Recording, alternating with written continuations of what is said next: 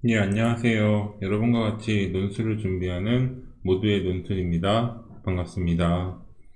자, 오늘은 한양대학교의 그 실제 기출되었던 문제를 가지고 알면서도 못 쓰는 논술 답안지의 양태에 대해서 좀 살펴볼까 합니다. 그 이유가 뭐냐면 시간은 어느 정도 들였는데 내 문장이 별로 좋아지지 않아요.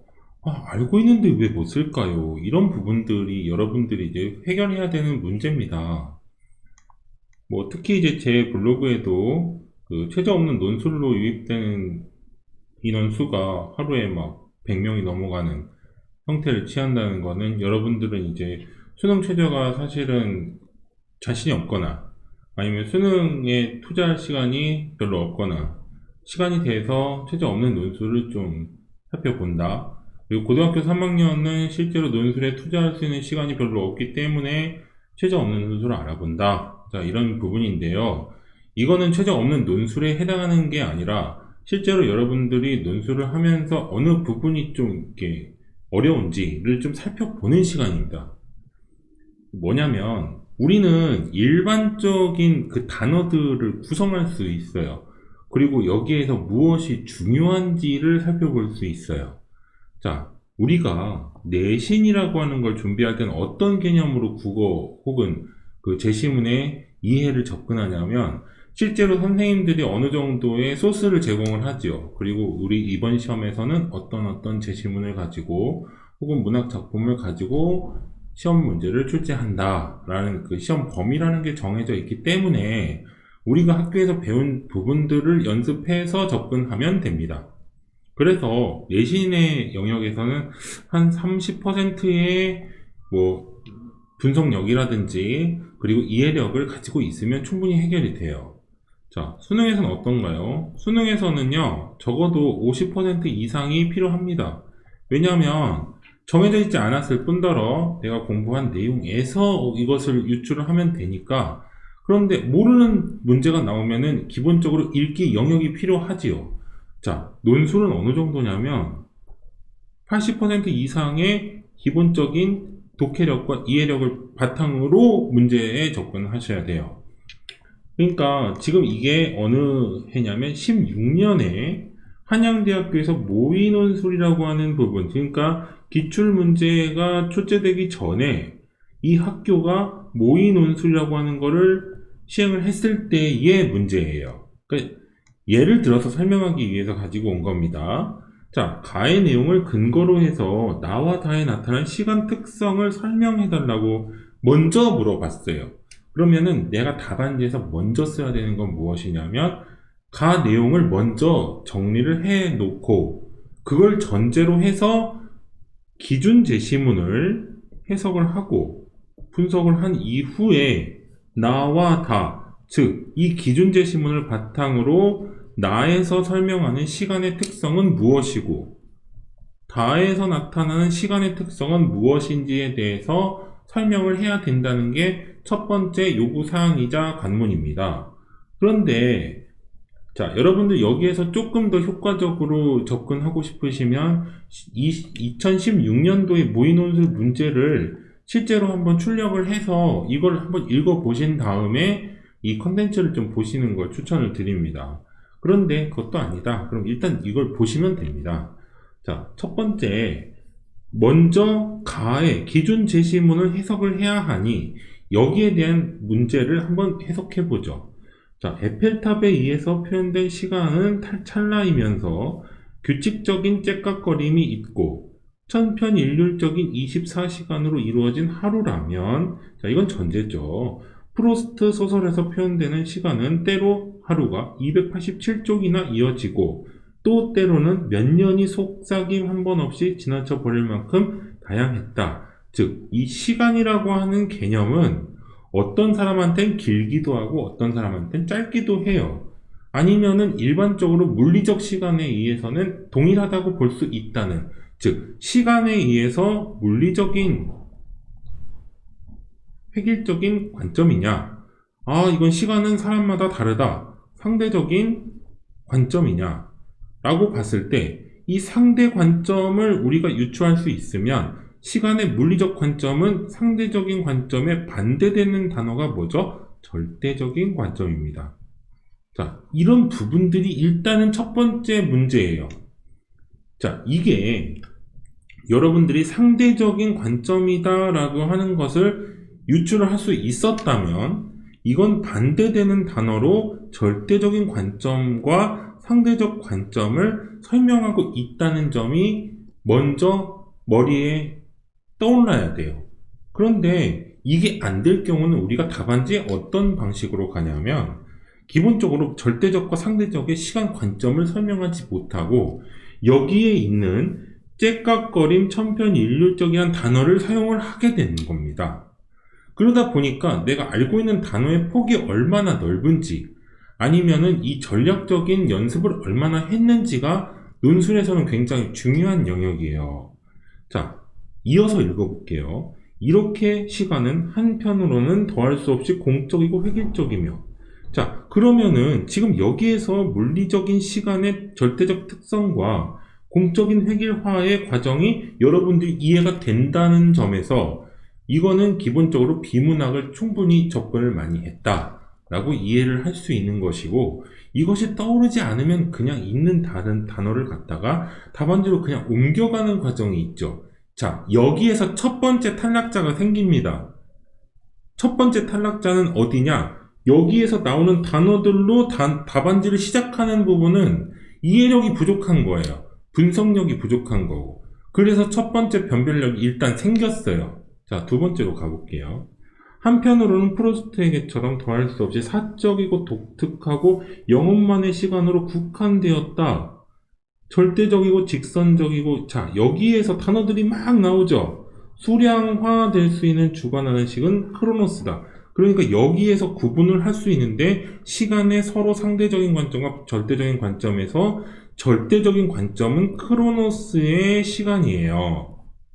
그리고 또 다른 신, 다채롭고 파악하기는 카이로스가 있는데 크로노스와 대응되는 개념이 카이로스적 시간의 개념인 거죠. 자, 우호적이고 정치적이고 어쩌고 저쩌고가 막 나와요. 자, 여기까지 봤을 때 여러분들 여기에서 보이는 단어들 중에 가장 중요해 보이는 단어가 뭔지를 여러분들이 캐치할 수 있어야 되는 거예요.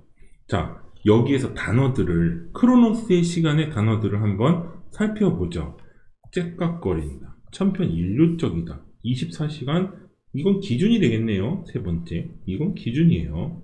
그리고 이렇게 이어지고 공적이고 획일적이고 4, 5 그리고 반대되는 개념이 나오죠. 자, 5개의 단어들 중에 무엇이 더 중요해 보이나요?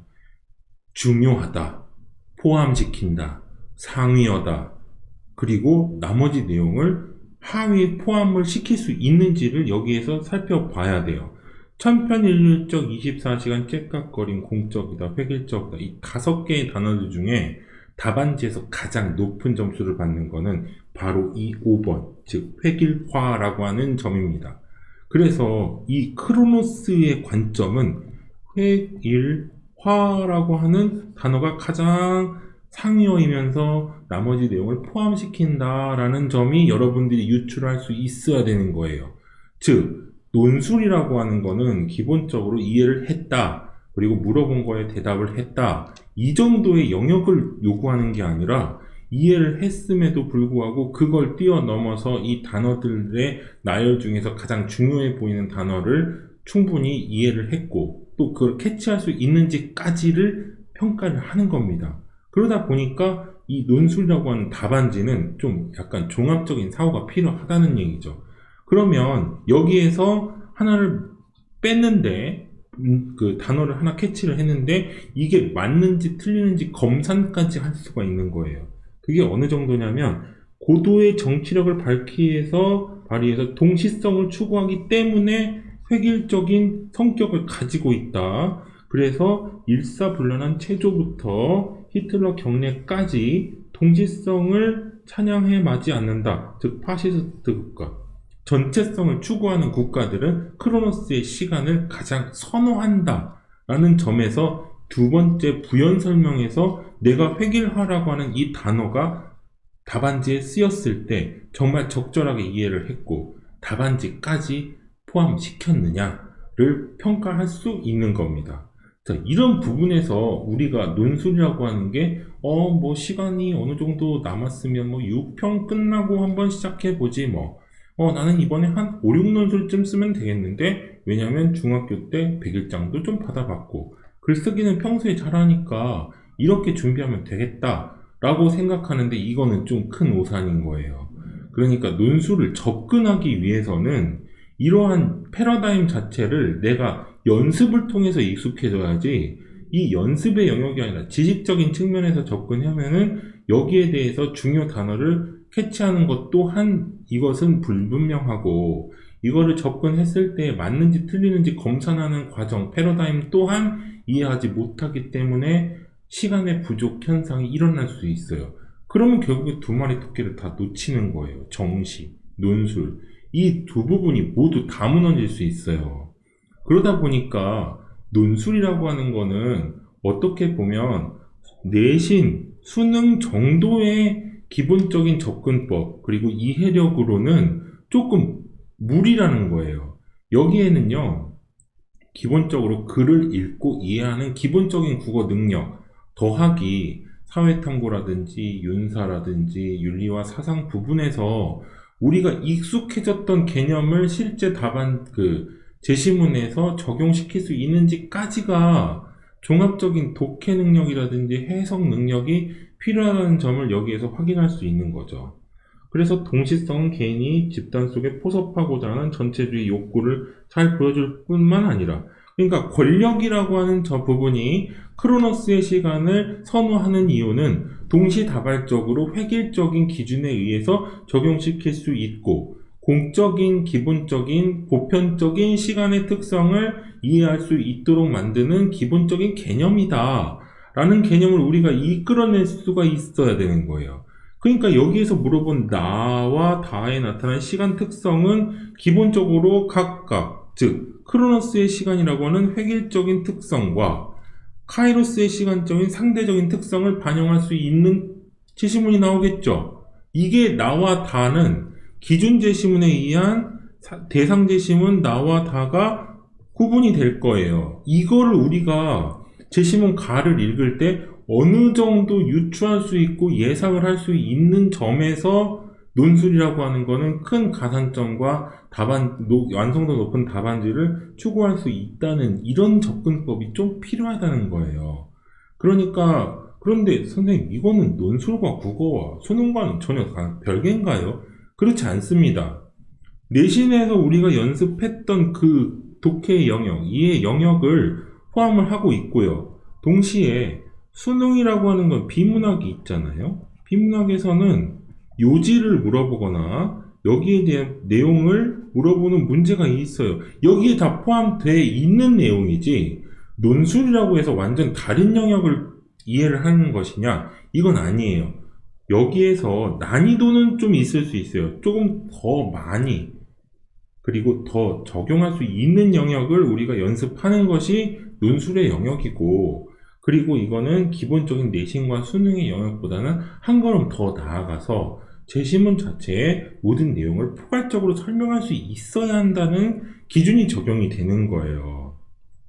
자, 그리고 동시성은 이렇게 전체주의 욕구를 보여주기도 하고 갖가지 고유의 시간들을 단일한 시간으로 희석시켜 버리는 목적을 감추고 있다. 즉, 여기에 대해서 획일화시키는 것은 이 시간을 활용하는 사람들의 주체적인 어떠한 의도가 있다는 점을 여기에선 설명하고 있는 거죠. 이에 반해는 역시 상대적인 특성을 얘기를 할 거예요.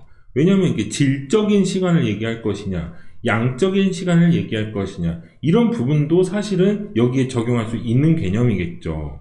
그러니까 여기 카이로스의 시간은 질적 시간의 특성과 크로노스의 시간은 양적인 특성까지도 포함시킬 수 있는 개념이라는 거예요. 그래서 카이로스 시간이 어쩌고저쩌고 나오는데, 자, 제시문 나를 한번 볼게요. 시간은 여러가지 기본 물리량 중에 하나다라고 시작을 하죠. 그럼 여기에서 눈치가 빠른 친구들은 이건 무조건 크로노스의 시간의 개념을 적용하고 있다가 이 첫 문장에서 어느 정도 해석이 된 후에 그럼 끝에는 어떤 내용이 나올까요? 우리나라에서도 30만 년에 1초의 오차가 있는 원자시계. 이 원자시계라고 하는 거는 기본적으로 하나의 시간을 조금 더 세분화한 시계잖아요. 그러다 보니까 표준으로 사용하고 있다. 즉 제시문 나는 크로노스의 시간과 같은 개념이라는 걸 유추할 수 있어야 하고, 자, 여기에서 하나의 가설이 나왔잖아요. 제시문 가에서는 기본적인 시간의 양면성에 대해서 얘기하고 있는데 그 양면성의 시각은 절대적 시간의 관점 그리고 상대적 시간의 관점이다 라는 가설이 하나 나왔고, 두 번째로 제시문 나에서 보면 정확한 시간의 개념이 나오기 때문에 이거는 상대적 관점에서는 적용이 되지 않으므로 절대적 시간의 관점을 얘기하는 크로노스의 시간 얘기를 하고 있구나. 자, 여기까지가 예상이 된다면 제시문 다로 갔을 때 다 반대편이 나와야겠죠. 너를 만난 날은 날개 달린 날이다. 자, 이건 어떤 개념이에요? 의미 있는 날. 그러니까 이건 양적인 시간, 절대적 시간과는 완전 반대되는 개념이겠죠. 그래서 여기까지 봤을 때 우리는 충분히 하나의 가설이 나오고 그 가설을 증명하는 과정까지 끝나 있어야 됩니다. 그러니까 하나의 공식을 모든 논술에 적용할 수 있는 기준은 없어요. 왜냐하면 학교마다 그 유형도 다르고 물어보는 것도 달라요. 그래서 이 부분에서 논술이라고 하는 게 하나의 기본적인 절대의 시간, 3개월만 준비하면 될까요?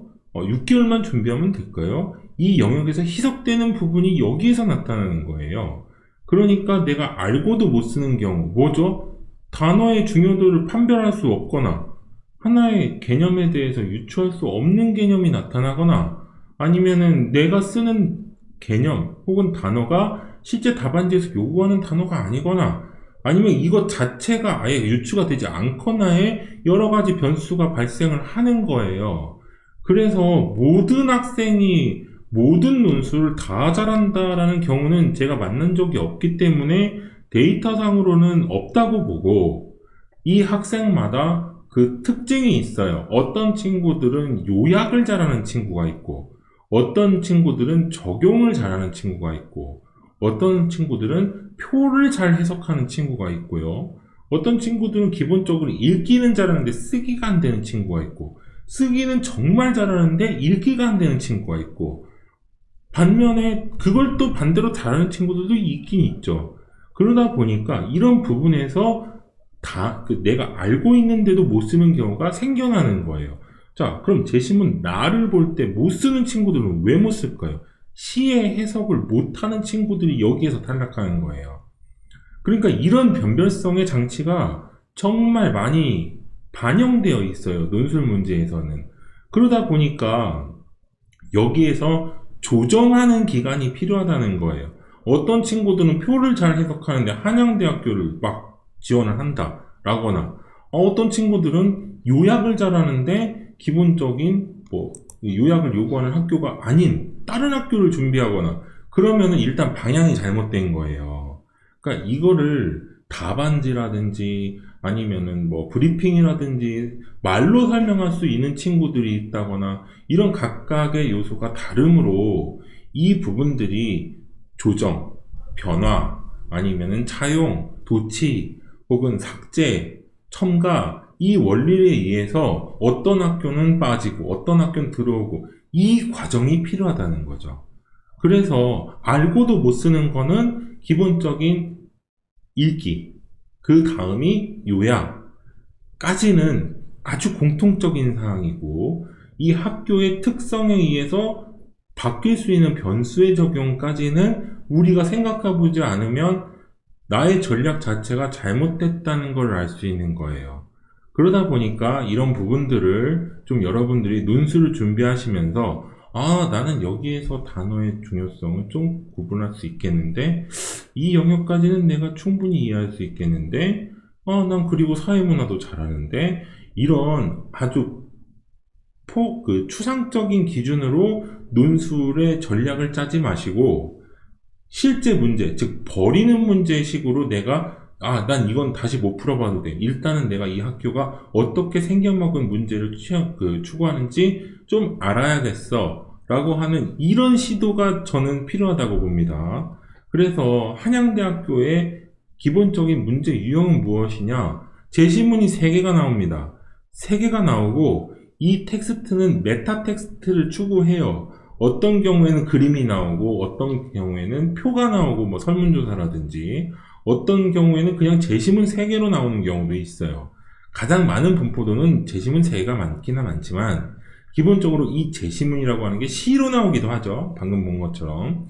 자, 이런 부분들에 의해서 학교의 특성이 좌우된다. 이런 점을 여러분들은 감안을 하고 내 전략을 세울 때 나랑 맞는 학교를 정해야지 나랑 전혀 다른데 내가 가고 싶다고 해서 정하시면은 조금 더 어려울 수 있다. 이런 점을 이번 시간에 좀 살펴봤다고 정리하도록 하겠습니다.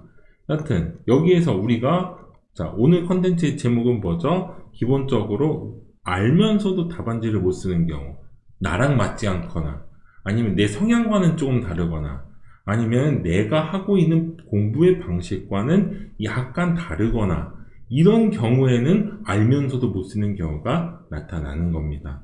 자, 오늘은 여기까지 하겠습니다. 감사합니다.